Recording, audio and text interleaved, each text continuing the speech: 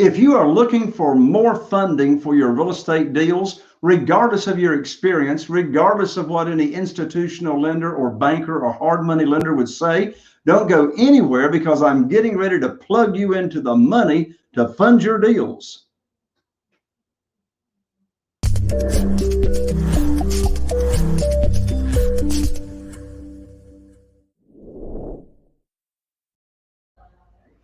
Well, hello there, and welcome to Real Estate Investing with Jay Conner. I'm Jay Conner, the Private Money Authority, and I am here today to welcome you to another episode of the show.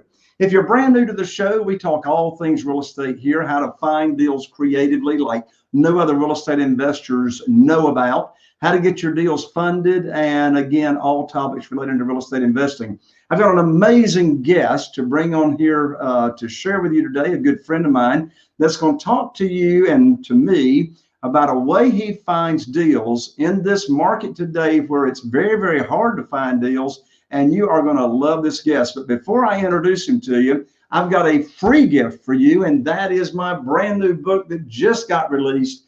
It's titled Where to Get the Money Now, and the subtitle is How and Where to Get Money for Your Real Estate Deals Without Relying on Traditional or Hard Money Lenders. This is all about private money, and I will ship this book to you. The book is free. Yes, I'm going to be transparent. I'm going to ask you to cover a couple of bucks for the shipping and the handling, but we'll rush it right out to you. You can go to Amazon and spend 20 bucks, or you can get it for free from me. So all you got to do is get on over to www.jayconner.com/book, B-O-O-K. That's Jay Conner, JayConner.com/book, B-O-O-K. Well, if you've been tuning into Real Estate Investing with Jay Conner for any time, you know that I have some just amazing guests and experts that come on here to the show with me. And today is no exception to that. My special guest is the co-founder of what's called Mom's House. Now, you don't know what Mom's House is, but you're getting ready to find out. So my guest is a native of St. Louis. He is very, very passionate about Cardinals baseball and Blues hockey. So when he's not watching sports or hanging out with his family, he's helping other families solve some really big problems that they've got. And how does he solve those problems? By buying their houses. So while my guest did start as a home builder and a developer, he quickly transformed to buying houses from a very specialized market. And that market is senior citizens who are needing to sell their houses. And he helps those people out, or he buys the houses from these seniors' adult children. So over the last 22 years or so, my guest has bought hundreds and hundreds of houses. He's got a passion for working with families, and the sellers of these houses that he works with absolutely loves him. Now, there isn't much that my guest has not seen. Being creative and genuinely caring about other people are his specialties and his go-to when it comes to buying houses and helping other people and families solve some of their biggest problems. So he's got a very, very strong entrepreneurial spirit and a commitment to making the home selling process very, very easy for these senior citizens. And this is what led him to create this nationwide network of what's called Mom's Certified or Mom's House Certified Buyers. Well, my guest has got two sons. He's got a super wife, and my lands, he's got all he could have ever dream of, except maybe actually owning the St. Louis Cardinals someday. So anyway, with that, I want to welcome to the show my very good friend, Mr. Phillip Vincent. Hello, Phillip. Hi, Jay. How are you today, sir? Man, I am on fire to have you here on the show, my friend. Thank you. I'm excited to be here. Yeah, and I tell you, this is also an endorsement for mastermind groups. You know, you and I met in a mastermind, probably in the past year or so. And thanks to us being in that together, I've come to know you. And so, Phillip, you are very, very specialized in a very, very niche market of working with seniors. So, prior to that, you were a developer, and did more traditional type investing. How did you back into this opportunity, or did you wake up one morning and say, hey, I think I want to go help senior citizens? How did this come about? Great question. I guess I didn't really like being a contractor. I realized my personality. I didn't like the time frame of taking from finding the ground, going through the municipalities, building out, getting to your check. Sometimes took 18 months, 24 months. Where with flipping or wholesaling, you can do a deal every. You meet with the family for a few hours, and then 3 weeks later you get your check. So I think I became a what you might call a deal junkie. I like deals. I like the next deal. I like to help families and move to the next deal. My personality did not lead itself to wanting to be a developer, which has much longer timelines to cash. You would ask the question, how did I get there? We always have had this mandate since 2011 that for every deal that we find via direct response marketing, which is what all of us do, right? Your pay-per-clicks, your direct mail, your Facebook, all those things that we all do. For every deal we do with that, can we do another deal via networking? And I feel like, Jay, you talked about we met each other via masterminds, and we've started to see a shift in the conversation. You can only do so much before that return on investment gets lower with the direct mail and these other types of response marketing. And so we started to see a shift back to relationships. We've heard many times your net worth is your network, right? I've been a big believer in that. So back in 2011, I started really looking at what are the attributes of the best sellers for us as real estate investors. There's a psyche behind a seller. I always say this, Jay, if you were going to do a direct mail list right now, does this sound familiar to your listeners? Let's go over the age of 65, have lived in the house over 20 years, and have 100% equity. No. Right? Well, so many people mail to that list. Why do they mail to that list? It's because they hope that they're ready to sell their house, right? They think that they're going to be ready to sell their house. And so with the senior living, what I've noticed is that they've kind of raised their hand and said, hey, it's time for me to sell my house. So in sales, you don't want to be too early in your marketing, and you definitely don't want to be too late, but you're trying to find that flash point. I look at sales as a conversation, right? In that flash point, that exact moment they realize they need to sell the house. And Jay, if you and I were brothers and we find out today that mom needs to move into senior living, that's that flash point where we realize we're going to need to sell the house to pay for mom's care. So perhaps one question that our listeners may be already asking in their mind is, isn't that niche like really, really a small piece of the pie? And I mean, can I really make a business out of targeting just on this piece of it, or is this market like a bonus to your real estate investing business, other marketing channels? Phenomenal question. I guess it depends on the business you'd like to build. I love it when people say I'm in a small little niche, and I'll tell you the reason why. 7 out of 10 Americans over the age of 65 will live in some sort of assisted care before they pass away. 7 out of 10. So when people say that they love to work probate deals, I'm telling you right now, that is the little niche, because that's the 3 out of 10 that maybe still had a house that made it, death is what happens when you have a probate deal, right? These are what the industry started calling what we do pre-probate. So mom is moving into senior living. She's usually 28 months away from passing away. We can be blunt about that. That's what the data shows. They're moving into senior living because they can't take care of themselves any longer, right? So it's actually a giant, it's called the silver tsunami. So over the next 20 years, there's 21 million baby boomers that will be going to long-term care, and they're going to be needing to sell their houses before they pass away. The small niche is actually the probate. The big section is the senior living world. And so I don't look at what I do as trendy or a flash in the pan. I think we have a 20-year run here, Jay, of this will be a constant lead source for the people that take it seriously and build the relationships right the first time. As far as what the population is looking like and the baby boomers and all this and that, is senior, so these people that are going to be needing to sell their house prior to going into assisted living, is this market, are you seeing this market growing and more people needing this type of service?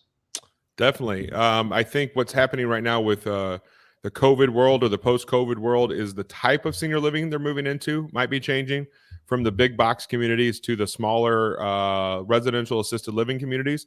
But the fact of the matter is once you're told by a doctor that mom or dad can't take care of themselves any longer, they're going to be moving to a senior living community. So when you look at the charts over how many communities are being built, you're like, wow, that's a whole lot of communities. But then you look at the need and it's even higher than that. There's this big gap. We were just talking earlier today with someone about Biden's plan to help seniors. His goal is to keep them in their houses as long as possible. The reason why for that, Jay, is because it's cheaper to pay someone to subsidize the care instead of having them go on the Medicaid rolls at 24 hours a day. And so the silver tsunami, why, we all know what a tsunami is, right? You don't see it coming and all of a sudden it's too late. It's actually a tragic word. A tsunami is a bad thing, right? And it overtakes something. And so your listeners, I want them to know that I heard somebody say this, you're going to work in senior living whether you want to or not, so you might as well embrace it. And I love that line because it's coming. And if we think about who our sellers are right now, it is usually seniors. So why not focus on that and systematize it to make this part of your business? That does make sense. So I know one question that everybody is asking in their mind right now, and they want me to ask you this question. So here it comes. How do you find these people? That's what I teach them. I teach people how to do that. So in the senior living world, there's multiple hundreds of jobs that could be in the senior living industry, right? From wheelchair ramps and grab bars and incontinence products and ambulatory services and 100 other things that are in senior living. But there's 9 different stakeholders or job titles that I've found over the past decade that continually give me appointments to go buy houses month after month, year after year. So how you find them, people hear me right now and they're probably thinking that Philip just walks into the front door of a senior living community, puts his hand out and says, "Hey, I'm Philip, the house buyer." And I want you to know that is absolutely not the right way to do it. In fact, that's a great way to blacklist yourself in the industry you're trying to break into. And so you don't find them on campus. I'll say that. It's kind of like if you sold products to a surgeon, you don't walk in during surgery while they're doing it. And so in my training, we have a 3-day training coming up, and I go very deep into who the people are, where to find them, what to say. Even more importantly, Jay, is what not to say. The real estate investor world, we love the word investor, right? Investor, investor, investor. But to the outside world, the word investor can be sometimes used with the word shark in front of it. Shark investor, right?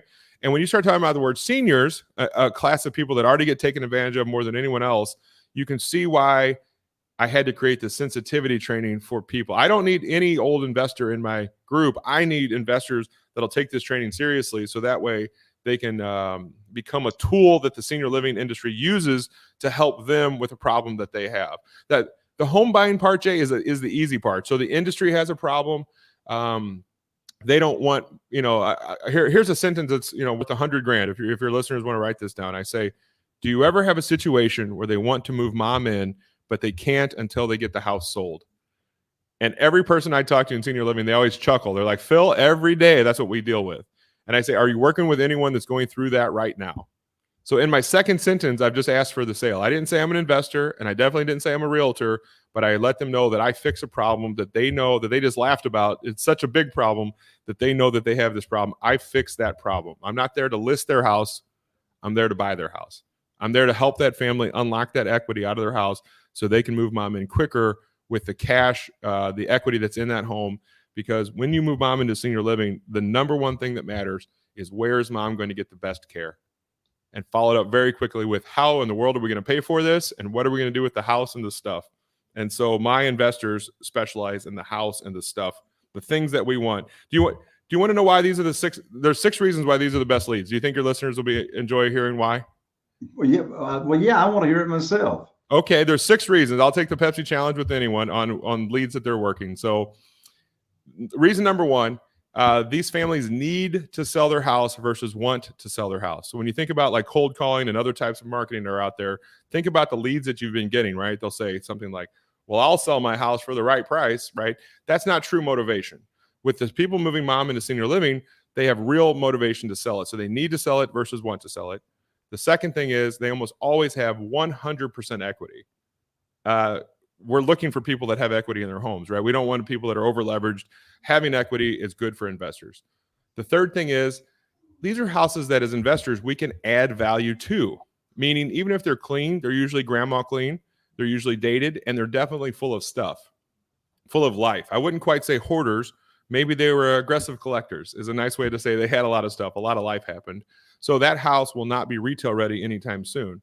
The fourth reason is there's less competition in these leads. So Jay, it's almost always me versus no one or me versus a realtor. It's never me versus 10 other investors the way it is like with my direct mail campaigns.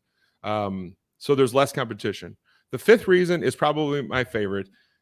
If I'm out looking for mom's end-of-life care and I'm working with stakeholders in the senior living industry that are giving me advice, and that person says, hey, I've got somebody that's going to come out, take your mom's house the way it sits. You don't have to fix it up. You don't have to clean it out. They'll take all the stuff that's in there, take your heirlooms, anything that's left over. We'll close in 3 weeks. Would you like to get an offer for them? You can guess that the answer is always yes, because that trust has been parlayed from them over to me as a real estate investor. So when they hand me that lead, I'm kind of set up on a platter to go in and close on the house. Those first 5 reasons, as if that wasn't enough, if you're looking for leads, we're all investors here. We're all looking for leads. As if those first 5 things weren't good enough, the sixth one is the magic. These leads are free. They're free. There's no cost to them. You can't go out and buy the list. There is no list to buy. You have to go out and network with the right people. So with Mom's House, our training is on where to find these people, what to say, who to be, so that way they want to use you month after month, year after year from now on. So when you're talking with, so first of all, to make sure everybody understands, these leads are free because they are being referred to you by people that are already working in some kind of way with seniors in this stage of their life. That's exactly right. So they already have, these seniors or the adult children of these seniors already have a trusted relationship with somebody. And now those people are referring these leads to you. So it's like, as you say, you walk in with a silver platter. It's like they've already said, hey, Philip can solve your problem. And, I've been very involved over the years in BNI, Business Networking International. And one of the sweetest sounds to a person's ear that's in business is, I'm referring you to Philip or whatever, and Philip is expecting your call. So in other words, they've already like set it up for the phone call to happen. So when you visit with these people, why do you think they would rather sell their house to you or to us versus listing it with a realtor to perhaps get more money, or maybe they don't know they can get more money? Great question. Especially, it's a good, valid question in today's market where the retail market is so hot, right, Jay? There's no doubt that the retail market is phenomenal. Yep. The reason why they would sell to us over that other way is that the average child lives over 400 miles away.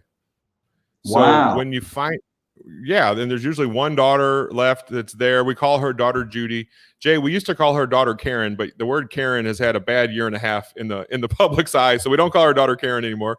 We call her daughter Judy. She's going through a rough time. I'm sure you love horses. You know the term being drawn and quartered. Have you ever heard that term back in ancient times when they would torture somebody? Yes. That's daughter Judy. She's being pulled in 4 directions. She just moved mom into senior living, so mom's a little cantankerous because she got taken out of her forever home. She's adjusting. The second thing is she's getting pulled by the senior living community on how she's going to pay this $8,000 a month bill. Where's that money going to come from? Then she's getting questioned. Every decision daughter Judy makes is being questioned by her brothers and sisters who don't live in town. They live over 400 miles away. That daughter Judy's making a mistake. Mom's not doing the way she is. One of the kids has their head in the sand about what's going on. And one of them always thinks that the house is worth $1 million too. So all this burden falls on daughter Judy. Then the fourth thing is daughter Judy's still married. When I say daughter, she's in her 50s and 60s dealing with her 70s and 80-year-old parents. And so she has a life. She has a needy husband. She has kids. She has her own life. She doesn't have full-time schedule just to go run and help with this whole situation. And so you ask why they would sell to me over someone else. They've gotten at least 3 pieces of bad info or 3 negatives happen. So they just found out mom has to move into senior living. The doctor told them. That's one. The second thing is they just find out how much it costs to move mom into that really shiny place. That's two. The third one is usually the realtor. The realtor walks in. Everybody knows the realtor. The realtor walks in and says, clean this place out. Then do this list of updates before we get it ready for the market. Well, with the average kids living 400 miles away, yes, the market's good right now, but I'll show you a million pictures on my phone of what these houses look like. They are not ready for the market until they are cleaned out and some updating, paint, carpet. Really, it's like 20 things they need to do. So here's my argument right now. Yes, the retail market is good, but have you tried to find a good contractor lately? do you think your one-off rehab for some grandma in another town, you think, even if you know a painter, cool, that's one step of 23 more you have to do. Like the burden. And what's the reason for rehabbing it, right? It's to try to net a few extra dollars out of that house for mom's care. When really, usually mom paid 28 grand for it in 1973, and now it's worth 280. You see what I'm saying? She's got the equity. There's no way that family, I always catch it. It's funny. I always say, a family always says, well, we might rehab it ourselves. And I always laugh because these families, even families that get along, don't get along during this process.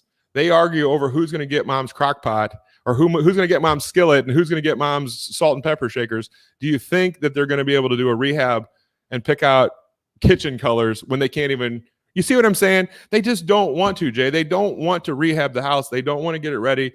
They want somebody that's going to come in and treat them fairly. And because the market's moving so fast and going up, I think the offers that they're getting right now, they're definitely not lowball. They're really based on us as investors. If I can do a $60,000 rehab for 40 because I do this at scale, well, there's my 20 grand profit, right? Where that poor family might very well spend 60,000 on the rehab plus 6 months of their lives to net the same amount. Well, who in the world would go through that trouble to net the same amount? It doesn't make any sense. Yeah. So, you've bought a ton of these houses over the past 10 years at least from this market. Roughly, approximately what percentage of the people that you talk to that are in this situation have got to sell that house before their parent or parents can go into the assisted living? And on the other side of that coin, what percentage are already in assisted living, but they got to sell the house? So it's like a dice game, right? Every family is different. That was a pretty broad question you asked, right? So every family is different. Let's say mom has a $2,000 a month pension, but the place we chose is $8,000 a month. So that $6 grand a month is going to come from somewhere. So in the industry, there are Band-Aids out there. There are short-term loans that the family can pull at a high interest rate against their equity to pay for that difference. Why are they pulling that loan? Because remember how I said it could take a few months to clean it out and a few months to list it and get it ready. Even though the market's hot, it could still easily be 6 months down the line. So if you have a $6 grand a month deficit and you go that full 6 months, even when mom sells that house 6 months from now, she has to repay all that $36,000 back. Heaven forbid it's one of the family members. There's always one brother or sister that's doing better than the rest. So they might write the check to float that $6 grand until mom's house sells. Here's the problem. When they put mom in there, not knowing where the $6 grand is going to come from, it starts the clock on the pressure. Remember daughter Judy getting quartered? That is pressure on her to figure this out. And so when they find out that they can, in 3 weeks, have mom's money ready, nobody's mad at mom because she has to move into senior living. And the cool thing, what I found, we talked about probate earlier. If it's a probate and mom's passed away, those children, daughter Judy and the brothers and sisters, fight for every single dollar because what's in it for them? It's their inheritance. But with mom moving into senior living, whether they get 92 grand or 88 grand or 96 grand, it kind of doesn't matter because why? That money's going to go sit in an account and mom's going to ratchet it down $6 grand $6 grand a month until it's gone. And then Medicaid kicks in. You see the fundamental difference in the thinking there, right? And so that's why the families rarely, if they really wanted to rehab the house, I'd probably never even get that lead. Right. And my front line, people, these stakeholders, they're in the house with the family. They know the family lives 400 miles away. When they're sitting there in that aggressive collector's house and they know they're only there for the weekend and they say, hey, I've got a guy that makes all this go away. You better believe they give me that at bat. They want to hear what Phil has to say. Yeah. Well, you are the expert in this, Philip. I don't know. I know a lot of people. I know a lot of real estate investors. I know a lot of trainers. but I don't know anybody else out there that is that's been doing this business as long as you have, and are training people on it. So you've got a 3-day training coming up. Well, tell everybody about this 3-day training and why they need to get to this training, and how they can find out about it. Sure. All you got to do is go to momshouse.com/J, J-A-Y. That's momshouse spelled MOMSHOUSE.com/J. It's a 3-day training, a deep dive into the senior living world. I want to teach you about this industry and how to mix your real estate business with the senior living business to have a lead source that's going to come to you not just once, but from now on. So the lifetime value of these relationships is in the hundreds of thousands per relationship that you make. I teach a program that's called 20 is Plenty. And what I mean by that, Jay, is if you can just have 20 people in senior living think of you every time they have this situation, which is daily in their business. But if they can think of you just once or twice a year, you can buy 20 to 40 houses a year from this lead source. So earlier you asked me, can this be your only lead source, or does it need to augment the real estate business you already have? The answer is it's either one. A lot of people I talk to are just starting out, and they really like the message of Mom's House. And so they like the idea of helping others, doing, I'm not going to bash any type of marketing, but some people don't like to do cold calling. They don't like to do text message blasting. They don't like to do bandit signs. And so this kind of hits, I see a lot of couples doing this together. Jay, this is one of you said you never heard anybody else doing this business. I also go further and say, this is the first business in real estate that I've seen where I think females have the advantage in what I do. Why? Inherently, they have more empathy than men do. And so that plays really well into the Mom's House strategy. So I have a lot of husbands and wives that come out for the training. We spend 3 days together. We go over the who, how you find them, what to say, so that way you can build a ongoing lead source in your own market. I need good investors nationwide. My partner Ben and I are building out this nationwide network of investors that are trusted. And so it's something to be proud of in the investor world. That's awesome. Phillip, thank you so much for coming on the show. Thank you, Jay, for having me. I was excited to be here. That's great. Well, there you have it, folks. Get on over to www.momshouse, that's MOMS, momshouse, HOUSE.com/JAY, and you'll be meeting Phillip in person in this 3-day training. And I'll tell you, there won't be anybody else in your market, at least in the short term. There won't be anybody else in your market that will know what you know after this 3-day training. And I love the free leads, and I love the opportunity that this way of doing business affords you the opportunity to really make a difference in people's lives and to come show up with a servant's heart. So thank you for joining us here on the show. I'm Jay Conner, the Private Money Authority, wishing you all the best. And here's to taking your business to the next level. We'll see you on the next episode of Real Estate Investing with Jay Conner.